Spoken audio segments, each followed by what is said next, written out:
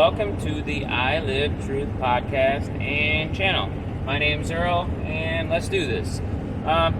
If you're new here, make sure to bookmark ilivetruth.com and join the Telegram channel, I Live Truth. Just search for it, or go to the web address t.me/ilivetruth and join. That's where you get updated when I post new streams, and sometimes I don't post streams on YouTube just because I cover topics that are a little inappropriate for this channel on YouTube. So if you want to get all my content, make sure to join that channel, or just check frequently on my website, ilivetruth.com.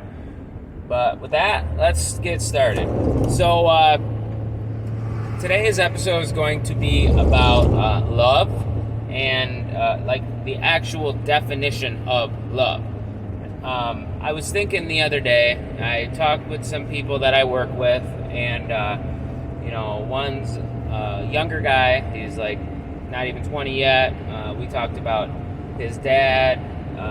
We talked about I talked to one of my supervisors who is in his 40s, and I talked to a few different people about this subject, the subject of love and marriage, and the two go hand in hand, but what we talked about isn't what they define them as aren't really too important, but the point of it is, and that point is that most people have different definitions of the word. They have different definitions, and with different definitions, different ideas and different expectations, and they act differently based on these different definitions. So, like one of the people I talked to at work, he was married, and he split up with his wife, and she was expecting something different than he was expecting. Basically, so for some people, the definition of marriage is basically just like an official title of what people have been doing while they were dating. For instance, like if you're a couple that has lackadaisical definition of the word marriage, then after you get married, like you might just go get married at a courthouse and just to be officially married, like for some type of benefit, like tax reasons, or maybe just for just to get officially married. The point being that both of them were planning on living their lives exactly the same as they were when they were dating as after they got married. So, but that's not the true definition. And the Bible says that son or daughter belongs to their father, essentially, until they're married. I don't remember the exact verses or how they go, but the basis is this. A father is ultimately responsible for his son and daughter and wife, and until the man's daughter is married to another man. Once that happens, once the daughter becomes married, the father is no longer responsible. So the biblical definition of marriage is basically a commitment and a responsibility to satisfy and handle all of the wife's needs. So anyway, back to the conversation that I was having with this guy at my work that had a divorce. I believe that their marriage failed ultimately because they had different definitions of what a marriage was supposed to be. Now, this episode isn't mainly about marriage, it's about love, because I was traveling home, not driving. I never drive, I travel. But I was traveling home from work in my property, in my van, and I was thinking, for some reason, I was like, I'm going to have to I was just thinking about how now my daughter is saying, I love you, when we go to bed, or when she goes to bed, I say, all right, good night, sleep tight, don't let the bed bugs bite, I love you, and she replies back with, I love you. And I think it's it's soon, very soon, I'm going to have to thoroughly define the word love to her. And it's going to be paramount in her understanding of relationships and commitment and family and friendship, really, any kind of social relationship. And I think one of the main problems of our society today is that the word love has been tampered, it's been degraded, it's been lowered. It makes no sense that, all right, we get married or we have kids and we tell our kids that we love them. Then they hear us saying, oh, I love that TV show, or I love to go fishing. Granted, fishing is kind of a way to provide for your family and to nourish them and assume your responsibility for providing them resources. But my point being is that we need to use words for, if we say we love our children and we use the same word to describe how we feel about a television show, then it's not giving the children as much credit or as much value as they should. For our children to properly understand the word love and the commitment that it requires, we need to only use that word for our relationships and our family, So I have been making sure, over the past few months to not say I love things other than my family, my children and my girlfriend. And especially in front of her, that's not how I speak. I don't say I love things anymore that are not very, very dear to my heart and that I wouldn't do anything for. My responsibility, my role, my liability that I have assumed is to ultimately provide for my family, giving them everything they need to stay healthy, and the guidance and the shepherding that the best that I can. And I think without separating the word love from, trivial things like television shows, great example, so I'm going to keep using that, but without separating the word love to describe how we feel about trivial things that really do not matter, especially things that are just time-wasting things, ways to exit, We can't use that word and then expect our children to understand what love is, especially with all the media, all the entertainment, the alleged entertainment that focuses on the emotion love, the Hollywood version of love, the Lifetime version, the romantic love where, oh, you just see this person and you fall in love with them and they live happily ever after. No, that's not real. That is false. That is a lie. And ultimately, I think it's the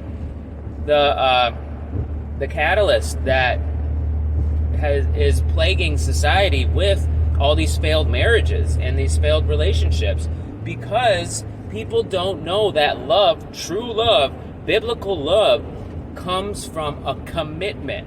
There's a reason why arranged marriages are so much more successful than marriages based on romantic love, which is false. It's temporary. And we need to teach our children this, because I thought that, I knew that marriages and love requires work, but I believed that most of it would kind of just take care of itself, It's false, everyone. Like, we can't keep purveying this notion that you can just see the right girl. I mean, there is some truth to this, but eventually the romantic love is going to wear off, and without understanding that love is a commitment and a responsibility to love another person as yourself or above yourself, put their needs before yours, without an understanding of that type of love, biblical love, then once the romantic love wears off, people just run away. They flee, they exit, they abandon their responsibilities, and they blame the other person. Oh, well, I just didn't love them. They weren't right. Yada, yada, yada. You get it. You've heard it. But ultimately, it's about assuming liability for your life, your relationship. And if you can't understand, or if you can't admit that romantic love is a false notion, or Hollywood love is a false notion, then you're probably destined or doomed to be single for your whole life. And you're just going to keep purveying that generational trauma of failed relationships, broken homes, and children being left without either a proper model of masculinity or a proper model of femininity, whatever the word is, feminine. And it's going to be either or if you can't accept that love requires commitment.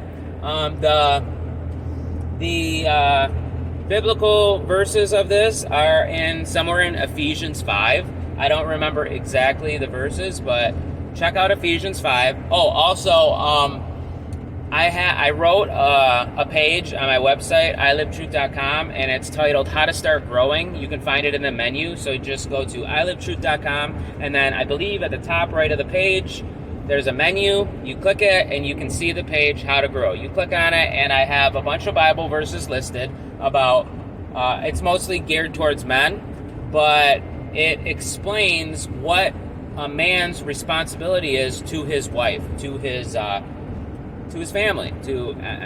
Eventually I'm going to update it more, and there will be pages, references for women, and references about how you have to behave according to the Bible, about how, let me rephrase that.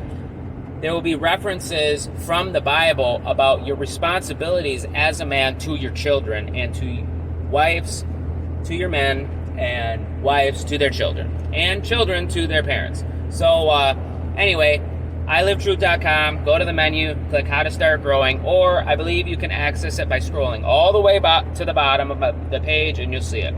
Anyway, but the responsibilities, according to biblical manhood, you are to love your wife as Christ loved the church, and you are supposed to sacrifice for your wife as Christ sacrificed for the church. And again, love is not just these butterflies in your stomach that will be there forever. That's temporary, and it's if you base your commitment or your responsibility, or you base your actions only on that, you are likely doomed to be single, or you probably won't be able to have a healthy, happy home. You're lying to yourself. And yes, I know that's an extraordinary claim, but the proof is in the Bible.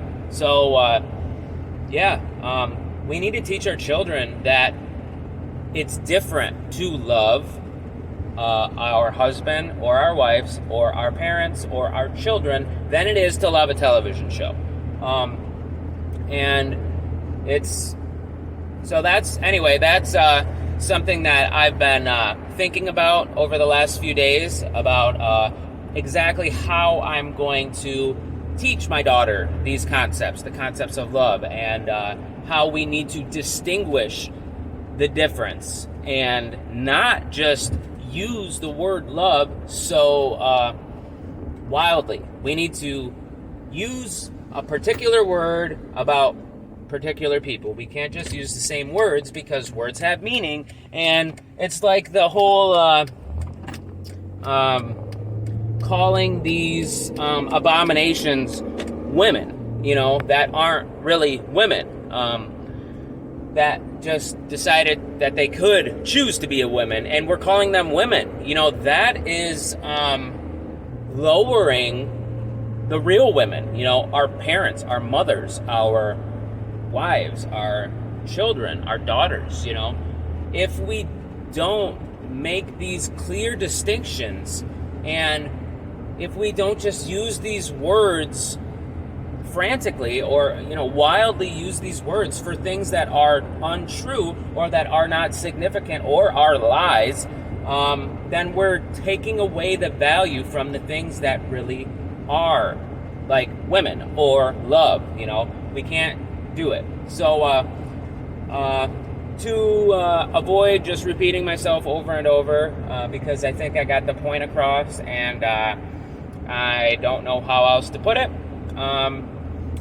That's going to be it for today. So to recap, the less dense listen, TLDR or L, we can't just use the same words that we use to describe how we feel or our commitment to our children, to our wives, to our husbands, to our parents, that we do for things that do not matter, that we wouldn't do anything for.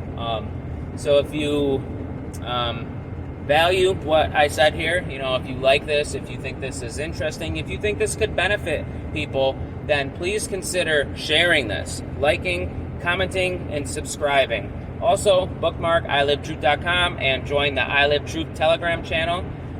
There's a link to that in the YouTube video description, by the way. And also, consider donating. There's a form on ilivtruth.com. The default is the monthly donation of $7, and that would help greatly. And also, there's an option to do a single-time donation. That'd be great, too. And if you can't or you don't want to donate financially, then you can support me by subscribing and sharing this around. But with that, I am out of here. One more thing. I want to restate that there are some episodes posted on ilivtruth.com that will not be posted on YouTube. And going forward, there will be more podcasts or more episodes that will be posted on ilivtruth.com that will not be on YouTube. So it's still good to subscribe on YouTube, but make sure if you want those, make sure to bookmark the website and join the Telegram channel. So with that, I'm out of here. Hope everyone's having a good day, and hope to see you soon, and hope to hear from you. Also, you can comment on my website, so don't forget about that, and on the Telegram posts. So if you have something to say, even if it's just to say thank you, then comment, because it's awesome to hear feedback. But anyway, I'm out of here. Hope everyone's having a good day. See you later.